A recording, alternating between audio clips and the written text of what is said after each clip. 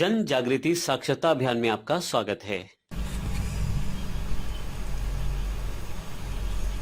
Hello friends, myself Chintan, I am a main stand developer and today we are going to learn another important concepts of APIs that lies under the Node.js core modules. So this part of the tutorial is explicitly brought to you by myexcelclass.com. So please log on to this website to view more videos that are available. So let's begin with the topic of Node.js core APIs. So basically हमारे Node.js के core APIs में कई सारी APIs Node.js expose करता है तो different sets of functionality हमें provide करता है।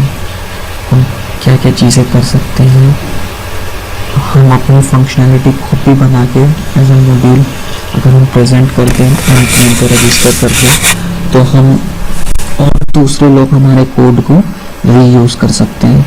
तो initially we are going to look about and read more about the one of a major concepts in Node.js environment, that is modules. Modules क्या होते हैं, how it works, how we can create our own module, how do we write modules and how do we use modules. So let's begin with the topic of modules. So first thing first, let's start with the introduction part of modules. Once you load JavaScript code into a web page, it is injected into the global namespace, which is a common addressing space shared by other scripts that has been loaded. This can lead to security issues, conflicts and general bugs that are hard to trace and solve. अगर आपने event driven programming का chapter पढ़ा है तो वहाँ पर मैंने एक जगह पर मेंशन करा था कि हम ग्लोबल नेम स्पेसिंग में जब भी चीज़ों को रखते हैं तो कई सारे इश्यूज आ जाते हैं जो कि बैड प्रैक्टिस है। उस समय मैंने हालांकि बहुत ज़्यादा तो उस पर फ्लैशलाइट नहीं डाली थी, but in this chapter we are going to cover up that particular topic कि why it is a bad practice and how we can resolve this problem of global name spacing. जब भी हमारा कोई भी web page हम load करते हैं जिसमें सारी JS वगैरह हमारी इंक्लूड होती हैं तो वो ग्लोबल नेम स्पेसिंग में इंजेक्ट हो जाती है, which is a common addressing space shared by other scripts that has been loaded. यानी कि अगर हमारे पास हमने जैसे कि मैंने उस चैप्टर में आपको इवेंट ड्रिवन प्रोग्रामिंग में बताया था कि कोई हमारी JS ग्लोबल वेरिएबल को एक्सेस कर रही है और उसकी वैल्यू को मॉडिफाई कर दे रही है, तो ऐसा नहीं है कि सिर्फ पर्टिकुलर वही जावास्क्रिप्ट की फाइल जो है आई को यूज़ कर सकती है, और भी जो JS की फाइल्स हैं वो उसको यूज़ कर सकती हैं, अपने अकॉर्डिंग मॉडिफाई कर सकती हैं। बट अब आप देखिए कि अब आप इससे समझ सकते हैं कि मैंने एक फंक्शनैलिटी बनाई जहाँ पे मैं आई की वैल्यू 10 रखना चाहता था जो कि ग्लोबल नेम स्पेस में ऑलरेडी डिफाइन है। मैंने उसे यूज़ किया और उसको मैंने चेंज कर दिया।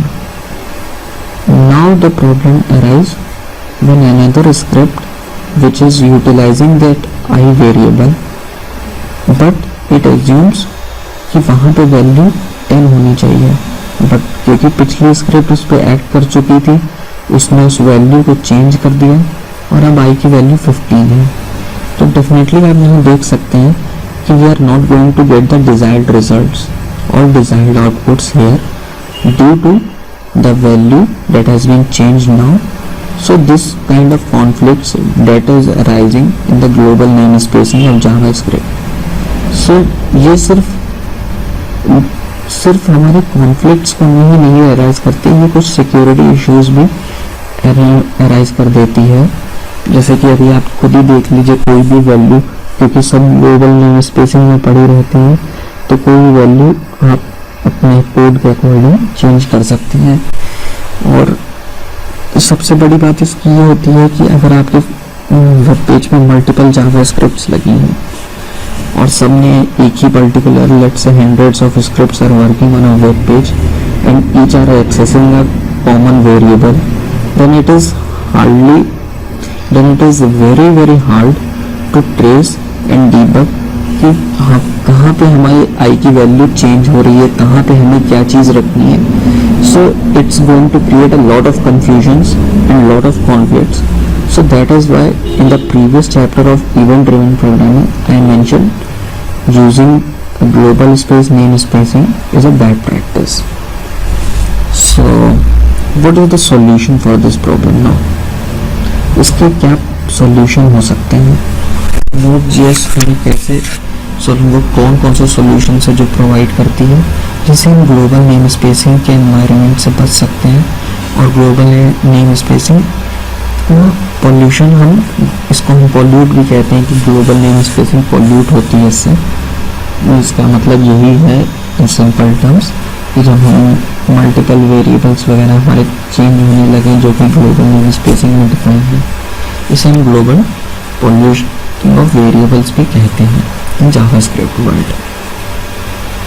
So let's see how Node.js tackle this problem and what are the measures it is providing us to avoid or to restrict such conflicts and security issues, or we can say as a bugs. So let's start with the Node.js implements common JS module standard. इस चीज को बचने के लिए Node.js ने एक common JS module standard बनाया जो कि ऑलरेडी से प्रेजेंट था, बट उसने उस चीज़ को यूज़ किया.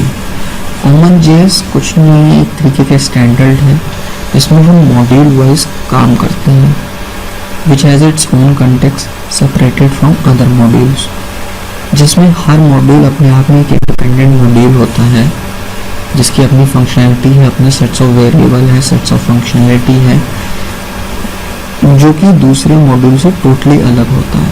For example if we are using variable i in module A, तो मॉड्यूल B जो उस वेरिएबल को यूज कर रहा होगा वो टोटली इंडिपेंडेंट होगा पिछले मॉड्यूल से. हम एक मॉड्यूल को दूसरे मॉड्यूल पे डिपेंडेंट बना सकते हैं, but then definitely we are knowing that we are inheriting the particular module. So this is not a case. Common JS module हम इसको ऐसे समझ सकते हैं कि अगर हमारे एक वेब पेज का मॉड्यूल है तो हमें दो फंक्शनैलिटी बनानी है, एक फ्रंट एंड फंक्शनैलिटी बनानी है और एक बैक एंड फंक्शनैलिटी बनानी है. फ्रंट एंड फंक्शनैलिटी जो है हमारी वो फ्रंट एंड UIs के इश्यूज को रिलेट करेगी. बैक एंड टेक्नोलॉजीज या बैक एंड हमारी APIs जो बन रही हैं वो सर्वर एंड की चीज़ों को हैंडल करेंगे. इस तरीके के हमने, ये सिर्फ एक एग्जांपल है जिसमें मुझे लगता है कि आप लोग मॉड्यूल्स को अच्छे तरीके से समझ सकते हैं. अब आप यहाँ पे देखिए कि हमने अपनी एक वेबसाइट बनाई जिसको हमने दो मॉड्यूल्स में ब्रेक कर लिया है. One is front end and other one is back and. तो यहाँ पे नोटिस करने वाली ये चीज़ है कि फ्रंट एंड में हमारे पास क्या क्या चीज़ें होती हैं. फ्रंट एंड में हमारे पास सिंपल HTML हो सकता है, थोड़ा बहुत जावास्क्रिप्ट का कोड हो सकता है, थोड़ी बहुत CSS हो सकती है. बैक एंड हम एक तरीके का एडमिनिस्ट्रेशन पैनल कह सकते हैं, यहाँ से हम चीज़ों को मेंटेन करेंगे. तो लेट्स से कि हमारे पास एक टीम है, या a team of developers, one is having a designing skills. एक पर्टिकुलर पर्सन के पास डिजाइनिंग स्किल्स है तो उसे बैकएंड से कोई मतलब नहीं किस तरीके से डेटा डाल रहा है, कुछ नहीं. तो अब आप यहाँ पे ये देखिए कि अगर हम मॉड्यूल वाइज अपने कोड को ब्रेक नहीं करें तो क्या हो कि अगर हमें एक वेबसाइट पे काम करना है तो हमें जो फ्रंट एंड डेवलपर है जिसे सिर्फ HTML और CSS और जावास्क्रिप्ट से लेना होता है, इसका सिर्फ कंसर्न होता है, वो बैकएंड का भी कोड देख सकता है. मान लीजिए लेट्स से कि कोई चीज़ फंक्शनैलिटी वो नहीं सही से कर पाया या नहीं सही से उसको लगा कि ये पर्टिकुलर, क्योंकि वो बैकएंड के कोड तो उसको आता नहीं है, उसने देखा तो उसको लगा कि यहाँ से एक कोड है, तो उसने एक हटा दिया कोड और उसकी यूआई फिक्स हो गई। बट जब बैकएंड को कोई बंदा, बैकएंड एडमिनिस्ट्रेशन का बंदा उस बैकएंड मॉड्यूल को यूज़ करना चाहेगा तो वहाँ पे ये चीज़ वर्क नहीं करेगी। क्यों? क्योंकि उसने वो पर्टिकुलर मान लीजिए स्क्रिप्ट हटा दी है, उसका फ्रंट एंड तो चल गया बट नाउ बैक एंड अब ब्रोकन। तो इस तरीके के कॉन्फ्लिक्ट्स को हमने मॉड्यूलराइज कर दिया है दो चीज़ों में। लेट्स से हमने अपने कोड को स्प्लिट कर दिया है, जिसमें हम एक को हमने फ्रंट एंड कह दिया जिसमें हमारी सिर्फ HTML, CSS, जावास्क्रिप्ट्स रहेंगे, and another one is the back and जिसमें बैक एंड का कोड लिखा होगा, जिसमें सारी फंक्शनैलिटी वगैरह सारा सब कुछ लिखा होगा। तो आप यहाँ ये देख सकते हैं कि इसका सबसे बड़ा बेनिफिट ये हो गया कि अब हमारे डिज़ाइनर हैं उसे हमें ये नहीं बताना पड़ेगा कि हमें ये जो है इस कोड को नहीं छुओ। उसको हमने 2 मॉड्यूल्स बना दिए। हमने कहा आप अपना मॉड्यूल, आप सिर्फ जो भी आपको काम करना है आप फ्रंट एंड को मॉड्यूल में काम करें, जो बैक एंड एडमिनिस्ट्रेशन संभालता है उसको हमने कह दिया कि आप सिर्फ और सिर्फ बैक एंड के मॉड्यूल को देखिए। तो इससे क्या हुआ, एक तो हमारा कोड स्टैंडर्डाइज्ड हो गया प्लस मॉड्यूलराइज भी हो गया। मॉड्यूलराइज द सेंस कि हमने सेपरेट कर दिया है logics and divided the whole website into 2 logical parts and divided the website into 2 modules which are having their own explicit usages। तो इस तरीके की स्टैंडर्ड को Node.js फॉलो करता है, जिसमें हम कोड को मॉड्यूलराइज कर देते हैं। So now let's start with कि Node.js कैसे मॉड्यूल्स को लोड करता है, कैसे टैकल करता है। Let's move on to the next slide. How Node.js load modules? In Node, modules are referenced either by file path or by name. A module that is referenced by a name will eventually map into a file path unless the module is a core module. Node.js core modules exposes some Node core functions to the programmer and they are preloaded when a node process starts। यहाँ पे हम बताना चाहेंगे कि node modules जो हैं, यहाँ पे हम ये समझ सकते हैं कि नोड के जो मॉड्यूल्स होते हैं या तो हम उसे फाइल पाथ से रेफरेंस करते हैं या सिर्फ नेम से रेफरेंस करते हैं। अगर हम उसे फाइल पाथ से रिप्रेजेंट करते हैं तो हमें एक्सप्लिसिटली फाइल पाथ देना पड़ेगा, या फिर जो नोड के कोर मॉड्यूल्स होते हैं जो प्री बंडल्ड होके आते हैं, ऑलरेडी कंपाइल्ड होके आते हैं Node.js के डिस्ट्रीब्यूशन में, उन्हें हम बाय डिफ़ॉल्ट सिंपल नेम से ही रेफर कर सकते हैं। जैसे हमने प्रीवियस एग्जांपल्स में देखा फाइल सिस्टम मॉड्यूल, वहाँ पे हम कैसे करते थे, where fs equal to require fs। तो फाइल सिस्टम वहाँ पे जैसे मैंने आपको बताया था एक तरीके का मॉड्यूल है नोड का, जो अपनी ही APIs प्रोवाइड करता है, पब्लिक APIs जिनको हम यूज़ कर सकते हैं और उन APIs के मेथड्स को यूज़ कर सकते हैं पर्टिकुलर अपने कोड की फंक्शनैलिटी के according. So this is how, अगर हम मान लीजिए अपना खुद का अपना एक नोड मॉड्यूल बनाते हैं और हम चाहते हैं कि कोई भी यूज़र जो है इस पर्टिकुलर नोड के मॉड्यूल को यूज़ कर सके, तो सिर्फ हम या तो उसको अगर हम npm में रजिस्टर करा देते हैं तो हम उसको package.json में एक्सप्लिसिटली मेंशन करके हम npm इंस्टॉल करके उस पर्टिकुलर नोड मॉड्यूल को अपने प्रोजेक्ट के फोल्डर में हम या तो उसको ग्लोबली भी यूज़ कर सकते हैं या फिर लोकली उस मॉड्यूल को हम यूज़ कर सकते हैं via npm modules which are registered on an npm.js site। सो मैं यहाँ पे आपको चाहूँगा कि आप एक बार npm.js की साइट को विजिट करें, वहाँ पे multiples or let's say thousands of node modules are freely available. You have to look them, or before creating creating some functionality, you should always refer to the npm.js, because in most of the cases there is some kind of a module already being created by a developer at the npm.js site. यानी कि जब भी आपको एक node का module बनाए तो आप उसको सिर्फ अपने कोड में या आपको कोई एक पर्टिकुलर फंक्शनलिटी चाहिए, तो मैं यहाँ आपको सजेस्ट करूँगा कि आप npm.js की साइट पर जाइए और वहाँ पे देखिए कि क्या पहले से कोई नोड का मॉड्यूल अवेलेबल है। अगर अवेलेबल है तो आप उसको यूज़ कर सकते हैं। It will save your time, ये आपके समय को बचाएगा और आपको फिर से कोड नहीं करना पड़ेगा क्योंकि ये ऑलरेडी कोडेड है। तो इसलिए मैं आपको सजेस्ट करूँगा कि एक बार आप npm.js की साइट पर जाइए।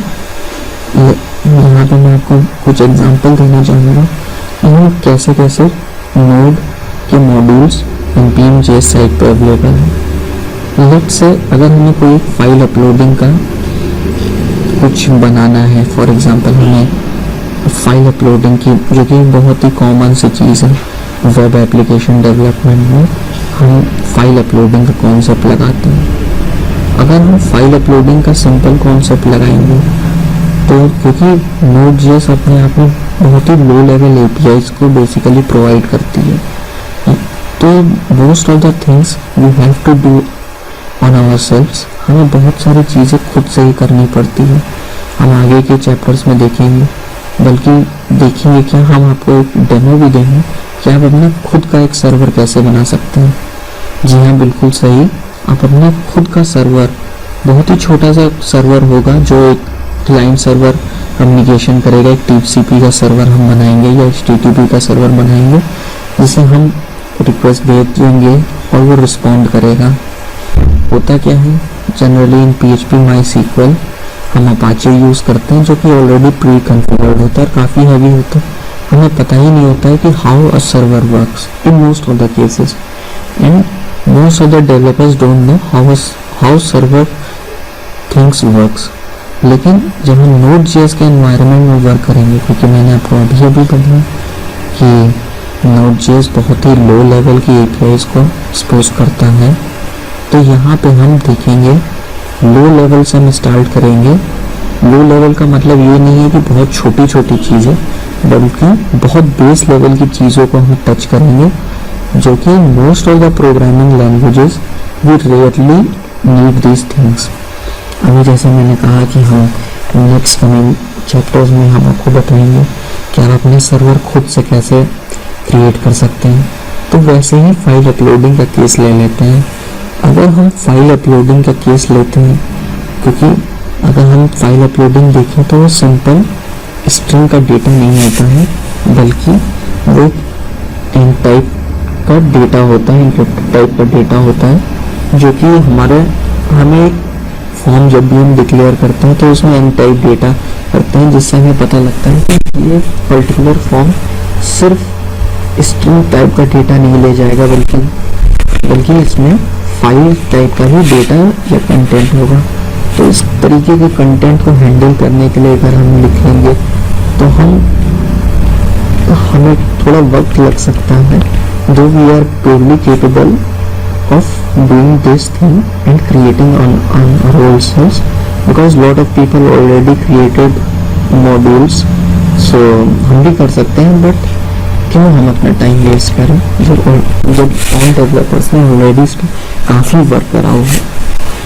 तो आप npm.js की साइट पे जाइएगा, वहाँ पे आप सिर्फ फाइल अपलोड करके लिखिएगा और देखिएगा आपको कितने सारे सॉल्यूशंस आ जाएंगे। You'll come across multiple, I think around hundreds of modules is already presented in npm.js, which is providing the functionality of file uploading. So जैसे कि हम कुछ तो नोड मॉड्यूल्स ही प्रोवाइड कर देता है, जैसे मल्टी पार्टी मॉड्यूल हुआ, तो you should just check it और ये मैं एज एन एक्सरसाइज आप लोगों को छोड़ता हूँ कि आप कैसे इसको एक्सप्लोर कर सकते हैं। तो जैसे कि मैंने बताया, अ module that is referenced by name will eventually map into a file. हम कैसे थे कि Node.js लोड मॉड्यूल्स को कैसे लोड करता है, तो या तो वो डायरेक्ट फाइल के पाथ से करेगा या फिर हम सीधे नेम दे देंगे। जो कि थर्ड पार्टी मॉड्यूल्स हैं उन्हें हम इन मोस्ट ऑफ द केसेस हम उन्हें नेम से ही रिप्रेजेंट करते हैं। यानी कि लेट्स से हमने एक मल्टी पार्टी मॉड्यूल इंस्टॉल किया तो हमें अपने कोड में कुछ नहीं करना है, सिर्फ हमें उसको रिक्वायर करना है, require and the name of the module, और उसकी जो भी पर्टिकुलर APIs होंगी जो एक्सपोज कर रहा होगा वो पर्टिकुलर मॉड्यूल। जब आप npm.js पे जाइएगा तो वहाँ पे आप देखिएगा कि इधर तो on the same npm.js you will find how to use it documentation, or in most of the cases they are providing a GitHub link where you can easily find about the documentation, its usage, its examples. So better check its GitHub link also.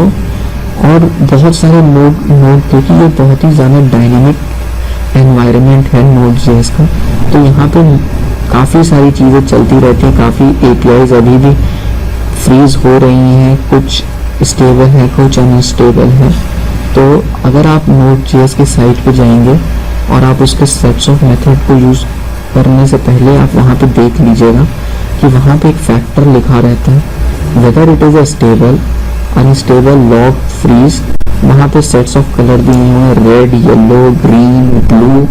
तो आप एक बार देख लीजिएगा उनके naming convention क्या है, कौन से हमें मॉड्यूल्स या कौन से हम मेथड्स को यूज़ कर सकते हैं जो कि स्टेबल है। जनरली हम जो स्टेबल चीज़ें होती हैं हम उनको ही यूज़ करते हैं क्योंकि वो बहुत ज़्यादा चेंजेस नहीं होते हैं। इधर अगर तो वो चेंज भी होते हैं तो most of the cases they are going to provide a backward compatibility, तो हम उसे अपने कोड में यूज़ कर सकते हैं।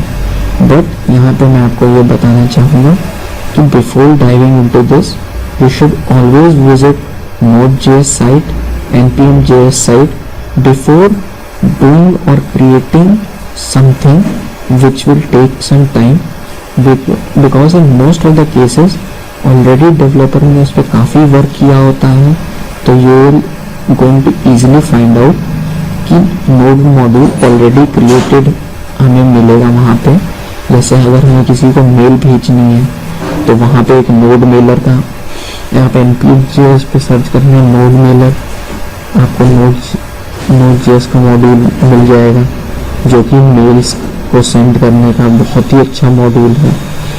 तो और आप उसमें मल्टीपल चीज़ें देख सकते हैं कि सिर्फ हम Gmail से कैसे भेज सकते हैं, SMTP से कैसे भेज सकते हैं, various methods already been provided for. और लेट्स से बहुत सारे हमारे पास और भी मॉड्यूल्स होते हैं जिनको हम यूज़ कर सकते हैं।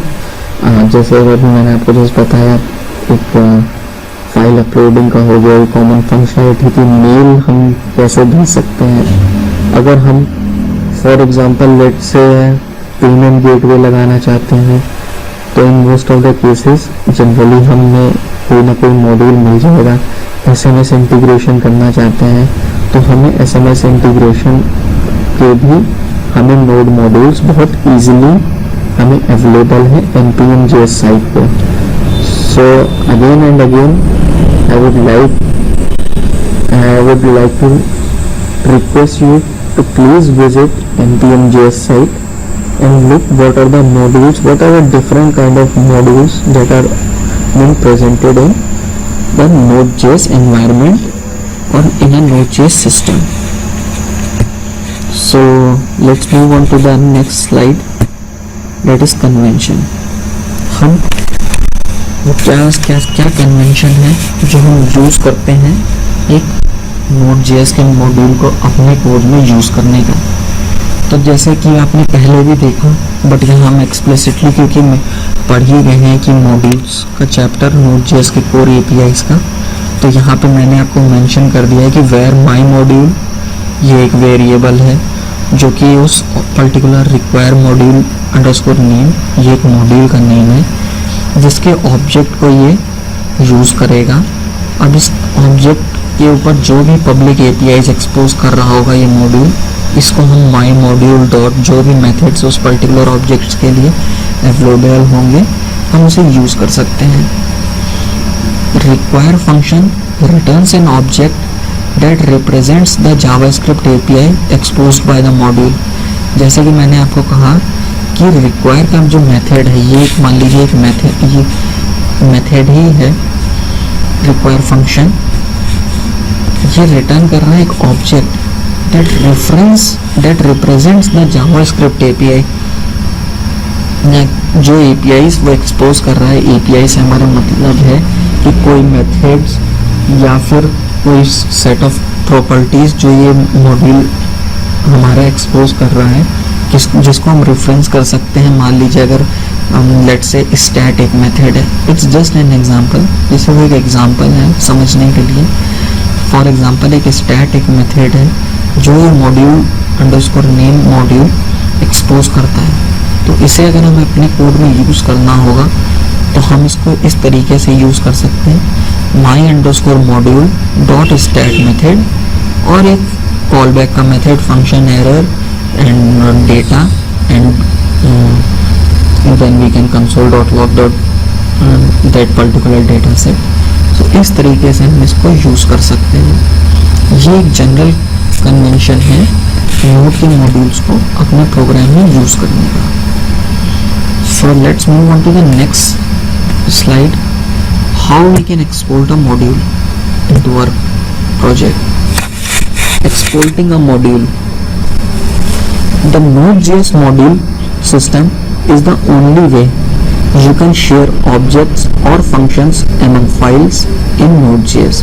जैसा कि मैंने आपको बताया था कि ग्लोबल नेम स्पेसिंग से बचने के लिए Node.js मॉड्यूल जो है कॉमन जेएस मॉड्यूल सिस्टम को यूज़ करता है, जिससे हम pollution of global name spacing से बचते हैं। तो यहाँ पे हम बताना चाहेंगे कि सिर्फ नोड कॉमन जेएस के मॉड्यूल सिस्टम को ही ये इनहेरिट करता है, इसको यूज़ करता है टू शेयर ऑब्जेक्ट्स और functions among file in Node.js to avoid global name spacing pollution.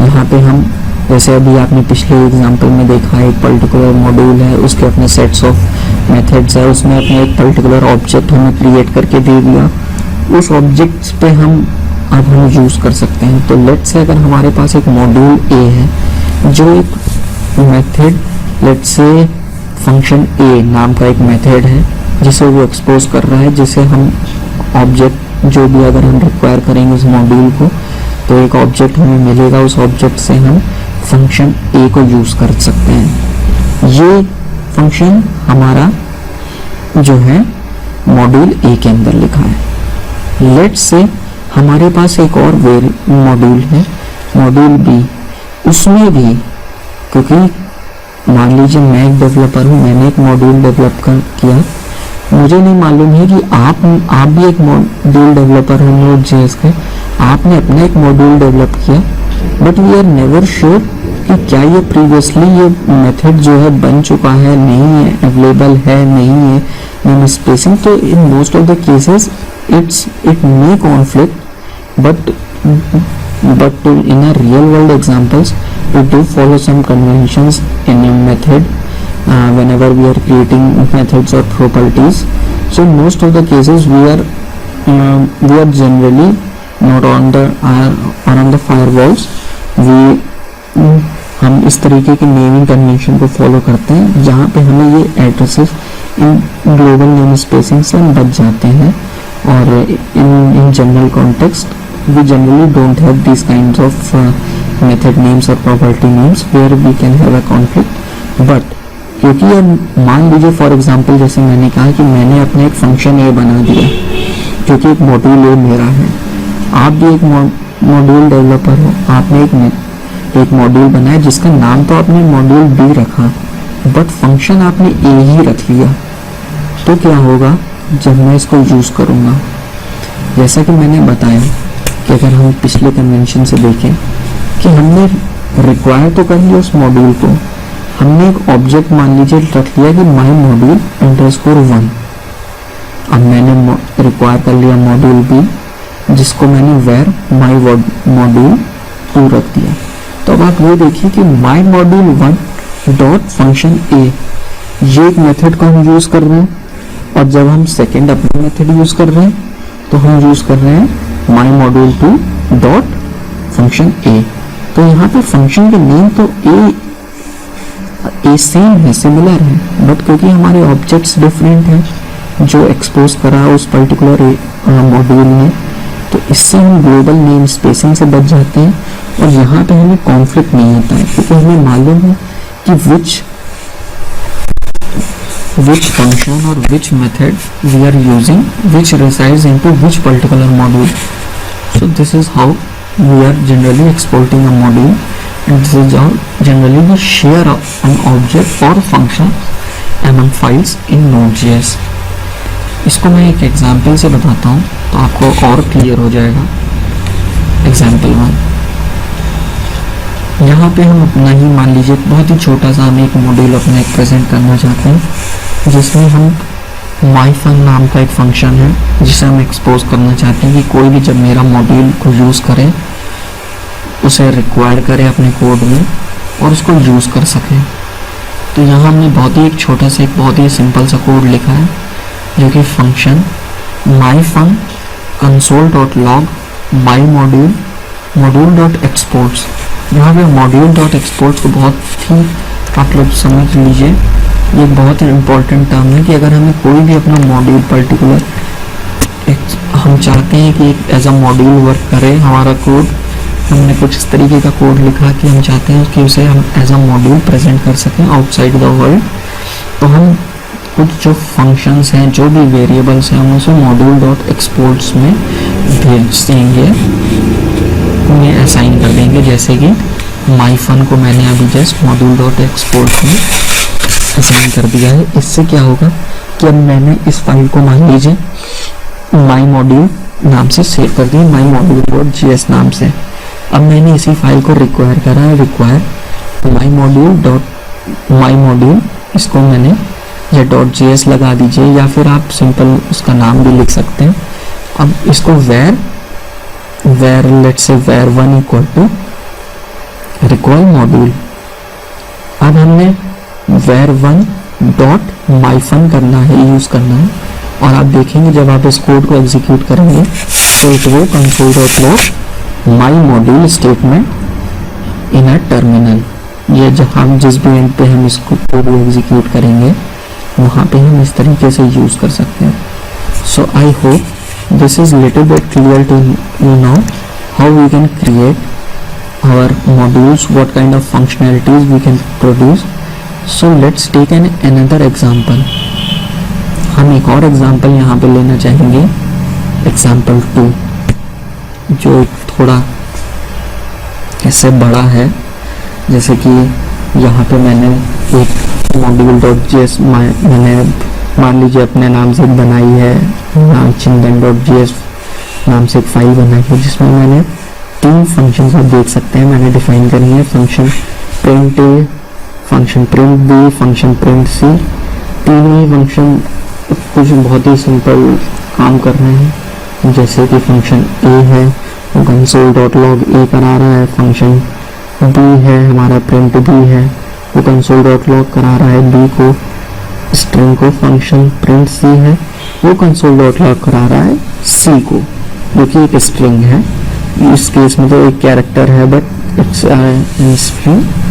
सो अब हम ये तीनों मेथड्स को एक्सपोज कराना चाहते हैं कि कोई भी हमारे मॉड्यूल को जब रिक्वायर करे तो वो पर्टिकुलर इस चीज़ को यूज़ कर सके। तो उसके लिए जैसे हमने पिछले एग्जाम्पल में देखा था, मैं आप लोगों को याद है वो मैंने आपसे क्या कहा था कि उसको आपको बहुत अच्छे से समझना होगा, ताकि हम कोई भी अगर अपना मेथड या कोई भी एक प्रॉपर्टी हम एक्सपोज कराना चाहते हैं तो वो है module.exports। ये देखिए यहाँ पे हमने module.exports.print और मैं print फंक्शन जो हमारा था उसको असाइन करा दिया। Module dot exports dot print B में हमने प्रिंट बी को असाइन करा दिया। Module dot exports dot print C में हमने प्रिंट सी को एक्सपोज करा दिया। तो यहाँ पे हमने जो है इसको अब हमने यूज़ कर लिया है। अब इसको यूसेज भी हम देख लेते हैं कि किस तरीके से हम इसको यूज़ कर सकते हैं अपने प्रोग्राम में, या अगर हमने ये मॉड्यूल बनाया है तो किस तरीके से हम ए बी और सी को कंसोल करा सकते हैं। So let's see.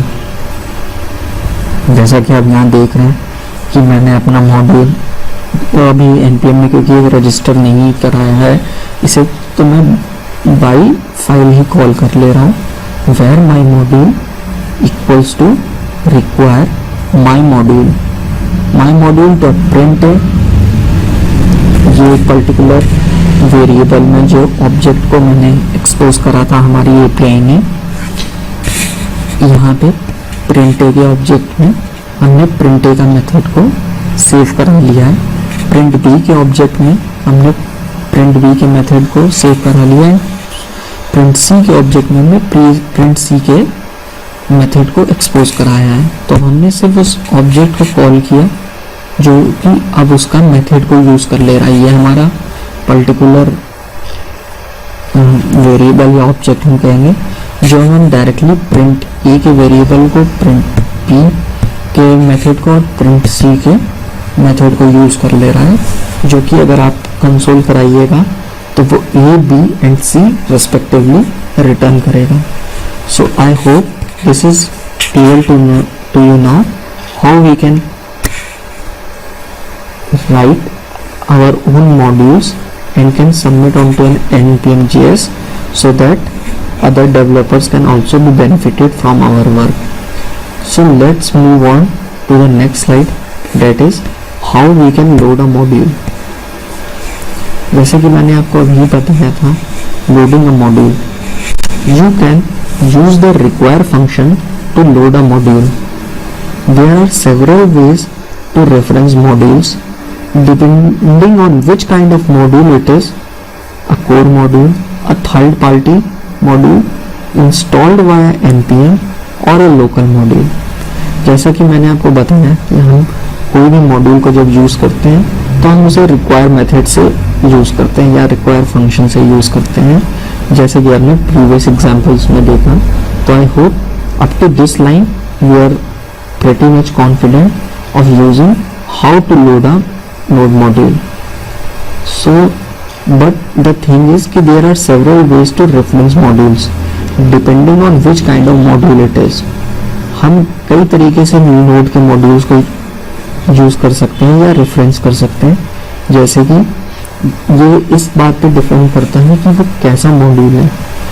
First one, is it a core module, क्या वो ऑलरेडी नोड के साथ बंडल होकर आया है मॉड्यूल, या फिर एक थर्ड पार्टी मॉड्यूल है जो कि जैसे कि मैंने आपको बताया कि वाया npm है, या फिर वो एक लोकल मॉड्यूल है, जैसे अभी हमने जस्ट प्रीवियस एग्जांपल में पिछला हमने एग्जांपल में बनाया था अपना, तो वहाँ पे हमने डायरेक्टली बाय पाथ हमने उसको रेफर कर लिया था। सो this is in most of the cases, जैसे कि कोर मॉड्यूल्स हमारे हो गए, लेट्स से एफएस हमारा कोर मॉड्यूल है, और पाथ हमारा कोर मॉड्यूल है, HTTP हमारा कोर मॉड्यूल है, और HTTPS भी कोर मॉड्यूल है, फाइल सिस्टम्स कोर मॉड्यूल है हमारे। तो ये अलग अलग तरीके के हमारे पास मॉड्यूल्स हमें अवेलेबल हैं, कोर मॉड्यूल्स जिन्हें हम बोलते हैं, इन्हें हम डायरेक्टली रेफर कर सकते हैं। But let's see how we can load a core module.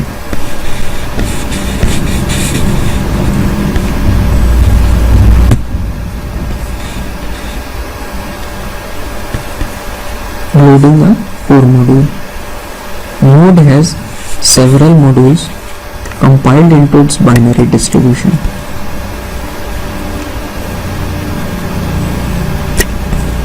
These are called the core modules, are referred to solely by the module name, not the path, and are preferentially loaded even if a third party module exist with the same name. यहाँ पे मैं आपको ये बताना चाहूँगा कि हम इनको डायरेक्टली बाय नेम से ही रिफर कर सकते हैं।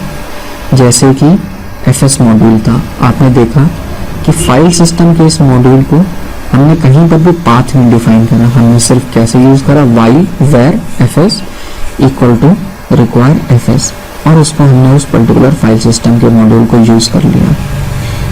तो यहाँ पे अब आप ये देखिए कि हमने सीधे ही हमें कहीं पर भी पाथ नहीं डिफाइन करना पड़ा। तो जहाँ पे हमें मोस्ट ऑफ द केसेस जहाँ पे हम पाथ नहीं डिफाइन करते हैं, हम सीधे उन्हें यूज कर लेते हैं, वो होते हैं हमारे कोर मॉड्यूल्स, जैसे कि HTTP या पाथ हो गए। ये कोर मॉड्यूल्स हैं जो ऑलरेडी बंडल्ड होकर आते हैं। और अगर सबसे बड़ी बात ये है, ये तब भी लोड होंगे अगर मान लीजिए गलती से अगर हमारे npm पे कोई रजिस्टर है तो वहाँ पे most of the cases it will throw an error. But मान लीजिए हमने कोई थर्ड पार्टी मॉड्यूल बना लिया था और उसका सेम नेम हमने एक HTTP बनाया, तब भी जो है वो नोड के कोर मॉड्यूल को ही लोड करेगा ड्यू टू इट्स प्रेफरेंस और due to its order of preference, क्योंकि सबसे हाई लेवल की प्रायोरिटी उसी मॉड्यूल को मिली होगी। तो let's say in programming how do we load the core module, though I think you are most familiar with this now up to this point, but still since we are reading this tutorial based on modules, I would once more time I would like you to remind about how to require a module. So जैसा कि मैंने आपको बताया कि HTTP एक core module है, जिसे हमने देखे यहाँ पे सिर्फ where HTTP equal to require HTTP करा, एंड फाइल सिस्टम का मॉड्यूल FS है जिसे हमने सिंपली रिक्वायर कर लिया where FS से। अब हम इसके मेथड्स को यूज़ कर सकते हैं, जो भी पर्टिकुलर मेथड है HTTP.request, HTTP.response, जो भी हमारे पर्टिकुलर मेथड्स हैं उसको हम यूज़ कर सकते हैं, fs.close, fs.write, fs.read। तो इस तरीके के पर्टिकुलर जो हमारे मेथड्स हैं उनको हम यूज़ कर सकते हैं once these modules exposes the objects which we are using into our code. Now इसी तरीके से अगर हम देखना चाहें, जैसे कि अगर पाथ से डिफाइन करना चाहें या फिर हम बाय फोल्डर भी इसको हम रेफर कर सकते हैं। अगर हमारा एक सेल्फ कंटेनिंग पूरा का पूरा मॉड्यूल है तो हमें एक पर्टिकुलर लोकेशन पे नहीं जाना पड़ेगा। जैसे कि मैंने प्रीवियस एग्जांपल्स में आपको दिखाया कि हमने वहाँ पे सिर्फ और सिर्फ एक फाइल के में ही जो हमने console A, console B, console C करवाया था, वहाँ पे हमने एक सिंपल सा एक पाथ दे दिया था उसको। तो एक तो होता है बाय नेम और बाय पाथ, जो मैंने आपको शुरुआत में ही इस चैप्टर के बताए थे कि दो तरीके से हम नोड के मॉड्यूल्स को रेफर कर सकते हैं, इधर बाय पाथ नेम और bye its own name. So now one thing I would like to add here is a very important concept, though it is a theoretical concept, but फिर भी ये चीज़ें आपको पता होनी चाहिए। Caching modules.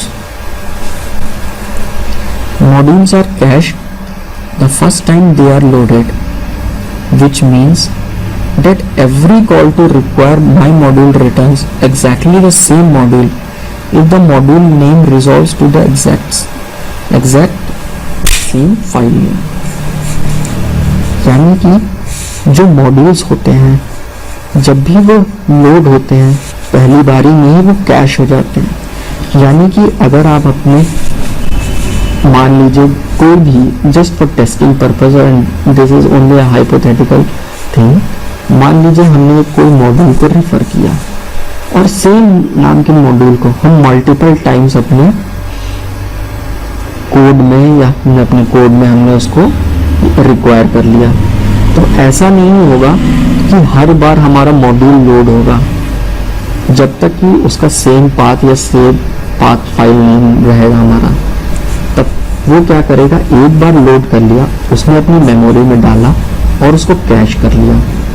Now the next time when we are requiring the same module with the same path, क्योंकि वो पिछला मॉड्यूल उससे ऑलरेडी एग्जिस्ट करता है, it will overlook it. So it doesn't matter whether we use it, whether we defined it 10 times, 5 times or 50 times, it will only be loaded once until unless the file path name remains the same. So this is a kind of a caching which is a very good thing. हमारे बार बार resources जो है हमारे exhaust नहीं होंगे क्योंकि multiple times हमारी loading नहीं हो रही, तो definitely the code is going to be fast here. So let's take an example now. यहाँ पे हमने कंसोल डॉट लॉग करा लिया. I am in a module जिसके हमने यहाँ पे देखिए एक माई मॉड्यूल इंस्टांस 1 बनाया जो कि सेम मॉड्यूल को यहाँ पे माई अंडरस्कोर मॉड्यूल को रिक्वायर कर रहा है. एक और इंस्टेंस बनाया 2 नाम से जो कि सेम उसी सेम पाथ का है और उसका भी नाम माई अंडरस्कोर मॉड्यूल है. तो यहाँ पे ऐसा नहीं होगा कि ये 2 बार कॉल होगा, ये सिर्फ एक बार लोड होगा ये मॉड्यूल. और क्योंकि नेक्स्ट टाइम उसका पाथ नेम और उसका जो पाथ नेम और उसका नेम है वो दोनों सिमिलर है, तो यहाँ पे एक ही बार लोड होगा. और 2 it will do the same functionality. ऐसा नहीं है कि हमारा इंस्टेंस 2 जो हमने बनाया वो काम नहीं करेगा, ये काम करेगा, बट हमारा जो मॉड्यूल है वो यहाँ पे लोड नहीं होगा. So I hope this is clear to you now how we can create our modules, how we can call our modules, how we can use our modules, what are modules, how it works and how to use that particular modules. So once again I am reminding you that this course is brought to you by myexcelclass.com. So before wrapping up this chapter, I would like you to discuss some points so that you can remember the crux of this whole chapter. Node sets aside JavaScript default global namespace and uses CommonJS module instead. This enables you to better organize your code, thus avoiding security issues and bugs. You can use require to load a core module, a third-party module, or your own module from a file or a folder. यहाँ पे जैसे कि मैंने बताया कि Node.js में हम CommonJS के मॉड्यूल सिस्टम को यूज़ करते हैं. क्यों? क्योंकि ग्लोबल नेम स्पेसिंग के इश्यूज से बचने के लिए हम सिक्योरिटी इश्यूज और बग्स को इस तरीके से फिक्स कर देते हैं जो कि अदरवाइज हम नहीं यूज़ करेंगे. तो क्योंकि Node.js ऑलरेडी जावास्क्रिप्ट पे बेस्ड है, ये मैं आपको पहले ही बता चुका हूँ अपने सबसे इंट्रोडक्टरी लेसन में. It's based on the V8 JavaScript engine which is used in the Google Chrome browser. So the heart of Node.js is JavaScript, and in JavaScript we have global name spacing. So but अगर हम इसको server and पे use करने लगेंगे तो हमें बहुत सारे इश्यूज आने लगेंगे. वहाँ पे तो हमारे पास क्योंकि क्लाइंट साइड की जावास्क्रिप्ट होती है, in most of the cases we don't face much of the security threats, though there are some kind of security threats in JavaScript itself. But in Node.js, since we are dealing with server technologies, so we better need more security, better security from the client end.